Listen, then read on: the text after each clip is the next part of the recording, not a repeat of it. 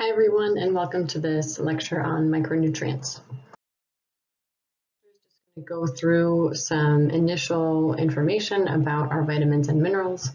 We will differentiate between what a vitamin is and what a mineral is, and I'll show you just some simple visual examples. We'll also discuss in more detail fat-soluble and water-soluble vitamins, as well as major minerals and trace minerals. But this lecture is really just an introductory overview. In the following few weeks of class, we're going to go through each micronutrient one by one and kind of learn what functions it plays in the body, where do we get that nutrient in our food sources, and any potential risks of deficiency or toxicity with each of these micronutrients. Let's start with vitamins. Vitamins we find in pretty much every food that we consume, even fats and oils. An important piece to note, though, is that there's no singular food or food group that is an excellent source of all of our vitamins. So for this reason, perhaps alone, but this is one of the primary reasons why we say variety is one of the key components of a healthful diet. So by eating a variety of different foods and a variety of different food groups, we can more or less ensure that we're going to get all of the vitamins that we need for a healthy, well-functioning body. In terms of how much of a vitamin is in a food, like we've learned about food labels, and I've had you do plenty of activities of looking up the macronutrient content in different foods, and in much the same way you can look up the micronutrient content of different foods. And of course, it's always somewhat variable, but in particular, when we're talking about vitamins and to some extent minerals as well, we have to also consider some factors about the food itself, and particularly how the food is grown. All of our human food is derived from plants and from animals, and effectively those two things begin with the soil. So the sunlight availability, the soil conditions, and the other growing conditions of the plant and or animal are going to be major impactors in terms of how much of that vitamin is actually present or formed inside of the food. Specifically with vitamins, this is less so with minerals, but specifically with vitamins, harvesting the plant at peak maturity is actually pretty critical to ensuring optimal or the maximum vitamin content in that food. For example, in upstate New York in the winter time, obviously we don't have a lot of food growing locally. So what's available in our grocery stores in upstate New York in January is often coming in from California, maybe places like Florida or Georgia, and then also abroad, like maybe more Mediterranean countries like Israel, or South American and Central American countries where it's more or less summertime during our winter. However, to ship those foods long distances, specifically things like bananas or apples or fruits, tomatoes, they're not going to ship very well if they're at their maximum maturity or ripeness. So these foods are often picked weeks before they are fully ripe, so that they can travel better without getting beat up or bruised during the bouncy travel process. But the downside to this is that these foods are harvested well before their peak vitamin concentration. So we wind up, when we're eating imported foods or not locally produced foods, we tend to be eating foods that were harvested well before their maturity, which means their nutrient content is going to be much lower than if we were eating something that was grown locally and harvested at peak maturity. When we're talking about animal foods, the foods that the animal eats are definitely going to contribute to the nutrient status of that animal. So ideally, we have animals eating their optimal diet, not being underfed or overfed, and having plenty of exposure to their normal foods and their normal environment. Again, unfortunately, we don't always see this in large-scale animal agriculture practices. So the quality, for example, the quality of beef is not the same from, for any package of beef that you buy. To some extent, the organic label does a little bit to ensure that the food that the cow was eating was optimal and that the cow was given some amount of access to the outdoors and fresh air and sunlight. But it actually, the bottom line is it can actually be very hard to know how the animal was fed and raised unless you know the farmer yourself.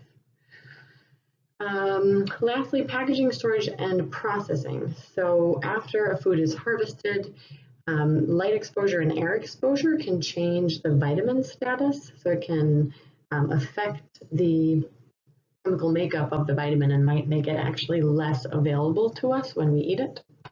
And then processing food, so any sort of cooking, milling of grain to make flour, to make breads and pastas, canning, even home canning and dehydrating, all of these steps of food processing tend to reduce the vitamin content in the food.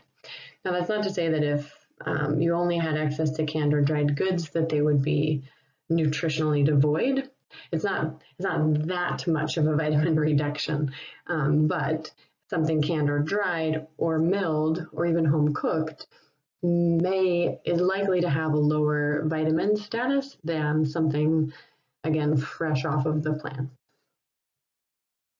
And again, we come back to the concept of variety. So just eating a variety of foods and using a variety of different food preparation techniques to ensure that your diet is giving you plenty of the vitamins that you need. And lastly, best cooking methods to preserve vitamin status in a food: steaming, stir frying, and microwaving. So again, for all you visual learners out there, and I'm definitely one, I like to kind of see what does a vitamin look like. So we talk about vitamins as molecules, very similar in fact to our macronutrients. You can see that vitamin A, then we've got all the different B vitamins, and vitamin C, vitamin D, K, and E. They all seem to have some sort of carbon backbone structure, whether it's ring-based or more linear. And then there's lots of different branchings or chains that go off of that carbon backbone. So for that reason, we call vitamins organic, because they all contain carbon. Just in the science of chemistry, something that is organic necessarily contains carbon, and something that is inorganic does not contain carbon. So by definition, vitamins are organic, as are fats, carbohydrates, and proteins. What this also means is that because they are molecules and they're different atoms or different elements bound to each other, this is why things like cooking, heat, pressure, light exposure can all change the status of the vitamin, because they can effectively break down the vitamin into an inactive form. Whereas we'll see at the end, minerals are just individual atoms or elements, so they can't actually be broken down any further. All right, so we'll go through fat soluble compared to water soluble vitamins. We'll start with fat soluble. Oh, did I do this backwards?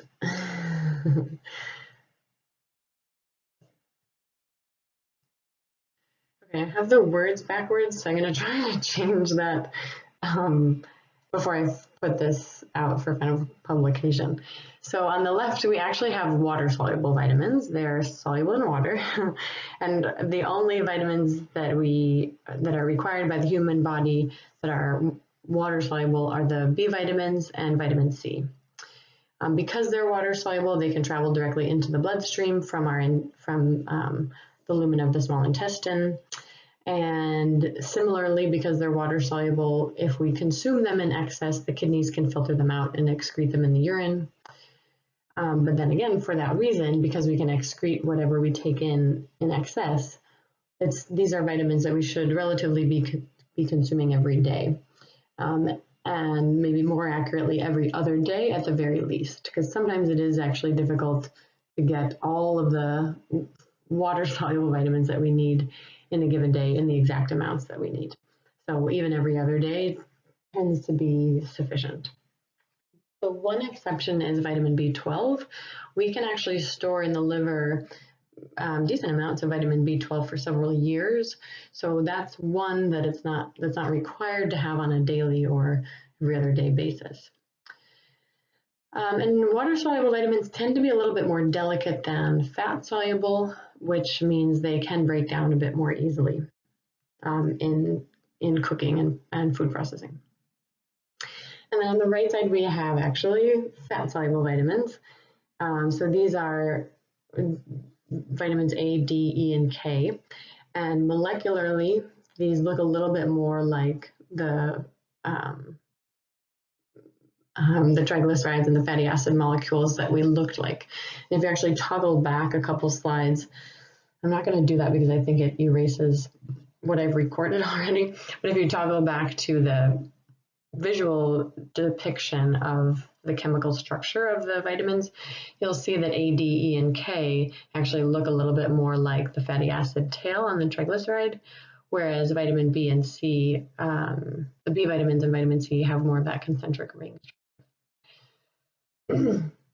So because fat-soluble vitamins are fat-soluble and because they're more lipid-like, it means that they have to be absorbed with dietary fat. So in order to get A, D, E, and K into our bodies from our food, we have to be ingesting them with fat. Unfortunately, whenever we find these 4 vitamins in our food, they are found alongside fat anyhow.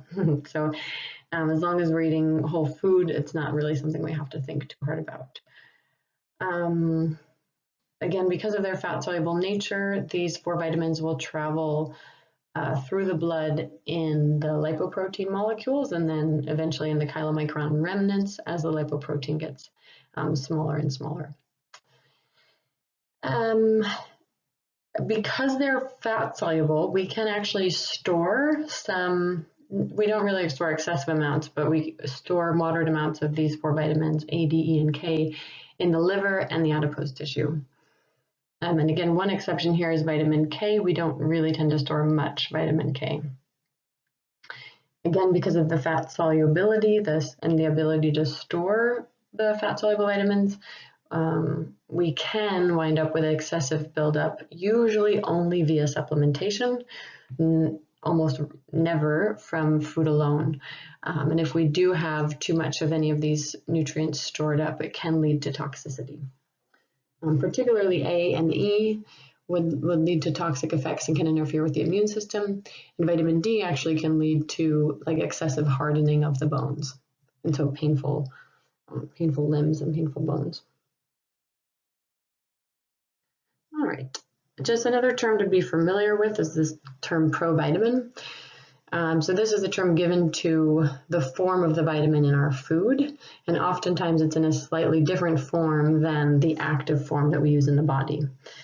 And again, that kind of makes sense because if it came in already in active form, it'd be going through the process of digestion and it might not look the same coming out the other side. So it always comes in, almost always comes in a slightly inactive form, and then we activate it in our bodies.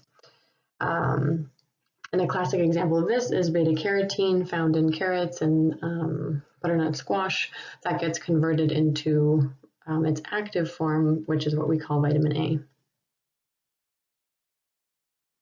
And then we'll learn about enrichment and fortification. So this process began around in kind of the 1940s in the United States. And our government mandated that foods like breads and cereal products made from milled grains should be enriched. And so why might that be? If you didn't just read the answer, you can take a second to think about it. But if you recall a few slides earlier when we talked about food processing and how that can, in particular milling, can reduce the vitamin status of different nutrients in the food, that's precisely the reason. So milling of grains removes most of the B vitamins as well as vitamin E and other minerals that might be present in the grain like magnesium, iron, and zinc. And so enrichment is the process Enrichment is the process of replacing nutrients that were lost during processing. So in the 40s, the government mandated that we start enriching bread and cereal products, which are made from whole grains, but because they've been milled, they've lost the B vitamins, vitamin E, and the other micronutrients inherent in the whole grain. So enrichment is putting back the nutrients that were lost during processing.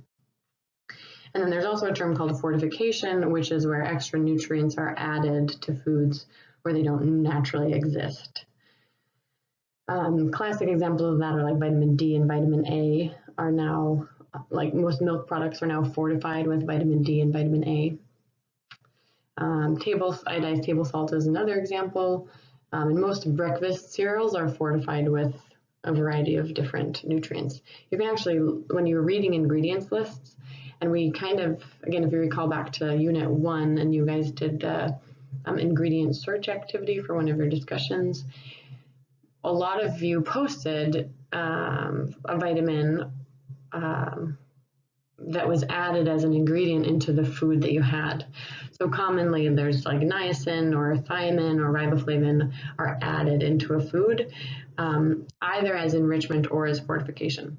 If you read those ingredients lists and you see all the added vitamins and minerals, these are fortified and enriched ingredients. And then lastly, again, just sticking to more whole grain foods. So as wonderful as bread and pasta and any of the derivatives of flour are, they're naturally lower in nutrients. Most of them are fortified or enriched, but not necessarily all of them. And so I think a very wise thing to do is to include whole grain products like brown rice or oatmeal, or at least whole grain pasta or whole grain bread into your weekly diet, so that you can ensure that you're getting the nutrients as they are originally occurring in the food. And again, the U.S. government's recommendation is make half your grains whole, so at least 50% of the grain foods that you eat should be in whole grain form. Right, and then minerals, these are inorganic because they do not contain carbon.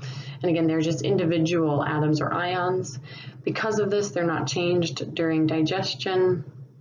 And similarly, they can't be broken down because they're not molecules. They're already in the simplest form they can be.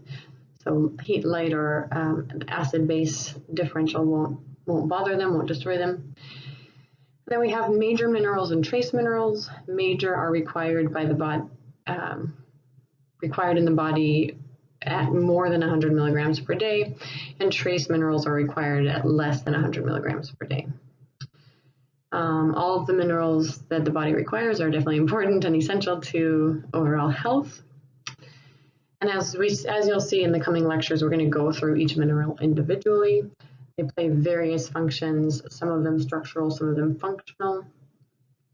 And then, like we saw with vitamins, the mineral content of the foods that we eat depends certainly on the mineral content of the soil where the plant is grown. Plants and animals alike cannot make minerals, they just are.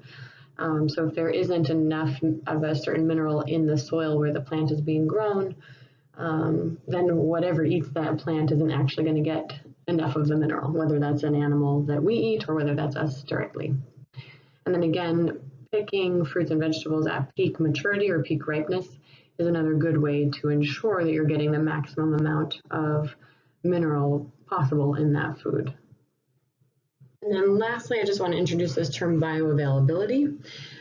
So this is kind of encompasses a lot of different things, but bioavailability refers to the amount of a nutrient in a food that is actually available to our bodies, meaning that we actually absorb and can utilize.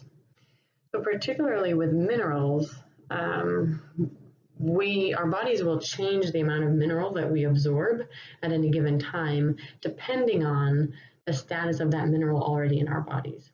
For example, with calcium, if we have enough calcium already in our bodies, then our intestines will naturally downregulate, so decrease the amount of calcium that is absorbed from our food. And similarly, if we're in a time where we are deficient in calcium, where we have very low levels of calcium, the intestines are going to actually pick up the amount of calcium, so start to increase the amount of calcium that they absorb from our food. So that can change, absorption can change, and does change greatly based on the need at the time of the body. And also, relative to vitamins, the body tends to absorb a lower percentage of minerals from the food. And then lastly, some minerals, because they're kind of similar in their ionic form, actually compete with each other for absorption. So we might not, again, I guess, again, that's one component of bioavailability, is that a food might contain so much iron or so much zinc, but if these nutrients are competing for absorption with each other, the amount that's in the food is not necessarily the amount that's biologically available to our body, because we might not absorb the total amount that's in the food, and therefore we might not actually utilize the total amount that's in the food. Okay, and this is the last slide for this lecture. This is the periodic table of elements. And again, just reminding you that the minerals that we talk about in our food are just elements. Perhaps it's not super obvious, but everything that's on this table is not necessarily an essential mineral to the body. But you'll start to see some of the familiar abbreviations like sodium, potassium, carbon, oxygen, bromine, chlorine, sulfur, phosphorus, selenium, nickel, copper, zinc, cobalt, iron, manganese, chromium, so magnesium, calcium. So just reminding you that that's what we're talking about when we're talking about minerals, is just elements. And again, they're in their simplest form, so they can't be changed or broken down through heat or cooking processes.